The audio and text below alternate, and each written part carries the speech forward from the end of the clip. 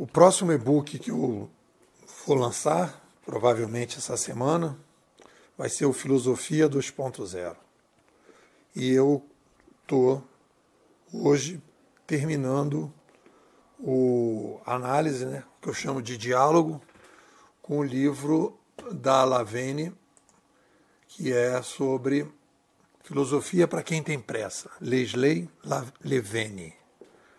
Leslie Levene, não é Lavenne. Então, o que eu quero falar? Primeiro, geral, né, fazer assim primeiro, finalizar a ideia da conversa que eu tive com esse livro. Ela diz assim, filosofia para quem tem pressa. Aí o que ela faz? Ela vai mostrando o que pessoas que são consideradas filósofas pensavam sobre vários assuntos, sobre várias coisas ligadas à filosofia. E aí ela vai falando, fulano. Isso tem a ver, ajuda? Eu peguei várias frases, né, ali, mas assim, a contribuição para que as pessoas possam ter vidas melhores é pequena. Ela representa bem, esse livro da Lavenne representa bem essa visão que a gente tem sobre a filosofia, né? Não é Lavenne, é Levene, que eu tenho uma amiga chamada Lavínia, então vai me puxando.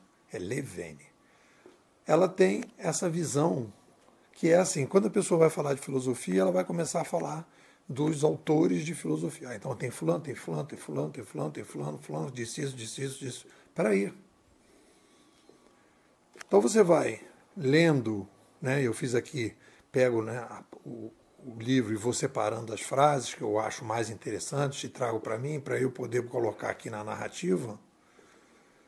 A primeira coisa que eu quero dizer é o seguinte, olha só, nós temos uma questão que a filosofia, a gente tem que fazer as divisões de campo. A gente tem a nossa filosofia geral, o que a gente está aqui, o que é o objetivo, o que eu estou fazendo aqui. Existe alguma métrica que eu vou escolher para definir, né, a minha relação com a minha vida? O que é o objetivo da minha vida? Aí você vai lá ter um filósofo que diz, olha, não se agarre, né, Sócrates, não se agarre na fama e no dinheiro. Tá, mas ele está falando do quê? Daqui a pouco o outro vai falar assim, olha, a verdade ela é, né, o Heráclito vai dizer, olha, você não é o mesmo, nem a água é a mesma, o rio não é o mesmo. O que ele está falando? São coisas diferentes. A gente precisa organizar a conversa. Primeira coisa que eu coloco nesse e-book, que é diferente, que eu acho que a palavra filosofia, que a tradução mais funda é amor à sabedoria, eu acho que é ruim. Eu já digo assim, eu acho que a definição filosofia é ruim. Eu acho que a gente deveria chamar de sabedoriologia, ou ciência da sabedoria, talvez fique mais simpático, né? É a ciência mãe, é a ciência principal, é a base inicial de tudo. A sabedoria está acima dos dados, acima da informação, acima do conhecimento. O que eu faço com tudo isso? Qual é o norte que eu posso ter na minha vida? E qual é o norte que eu posso ter nas várias decisões que eu tomo na minha vida? Em relação à morte, à minha finitude, à finitude dos outros, dos relacionamentos, a minha relação com a minha saúde, a minha relação com as pessoas, a minha relação com o ambiente, com a casa que eu moro, com a cidade que eu moro. Tudo isso é a chamada ciência da sabedoria. E aí, quando eu organizo, e o meu papel, né, já defini que eu sou um organizador de diálogo, então eu digo, a gente está diante da ciência da sabedoria. É isso que eu vejo aqui quando a gente vai falar de filosofia. E na ciência da sabedoria existem vários subcampos que eu preciso organizar, que eu preciso dividir. Quando a pessoa fala que o conhecimento é uma coisa, né? Tem gente que define o conhecimento, como é o caso do Platão, que ele diz existe uma verdade lá fora e a gente se aproxima dessa verdade, e tem outros que dizem não, a verdade não existe porque a realidade é progressiva, a realidade, a gente se aproxima da realidade, mas a gente nunca toca na realidade, a realidade é mutante, nós somos mutantes, na ideia de que o rio anda e nós andamos também, né? Nós estamos falando o quê? Nós estamos falando da ciência da sabedoria quando a gente vai pensar o conhecimento. Ok.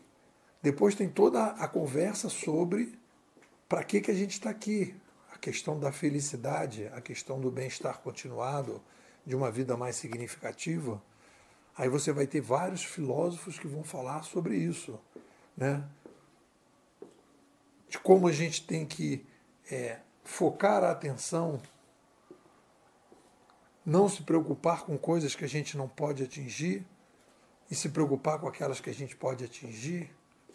E aí a gente está falando de uma outra coisa. Então a gente precisa organizar. E aí no momento que você organiza, você diz, olha, em relação ao conhecimento, quais são aí as encruzilhadas que tem? Ah, tem uma galera que diz que a verdade existe, que a gente vai procurar ela, aí vai na linha do Platão. Não, tem uma galera que diz que o conhecimento é mais fluido e tal. E aí a gente fala, não, eu acho mais adequado escolher esse caminho aqui. Beleza. Né? E aí você vai fazendo as escolhas e você vai se separando. E a gente tem que sair da ideia, né? Essa ideia que eu acho que existe arraigada na gente, que a filosofia é um espaço de maluco e as pessoas fortalecem isso.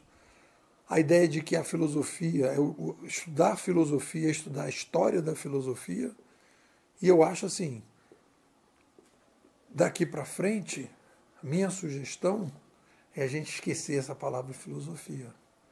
Obviamente que eu vou botar a filosofia 2.0 e a sugestão da filosofia 2.0, né, no momento em que o Sapiens precisa tomar mais decisões nesse mundo que a gente está entrando, a gente vai trabalhar com a ideia da ciência da sabedoria. E dentro da ciência da sabedoria, dividir em vários campos, aproveitar todas as experiências, as sugestões que as pessoas fizeram, dos ditos filósofos, mas também dos outros, dos poetas, das músicas, de todo mundo que contribui de alguma forma, e a gente vai incorporando aquilo e a gente vai procurando ter uma vida mais sábia, uma vida melhor, com bem-estar continuado, com motivação, mais significado. É isso. O que vocês dizem?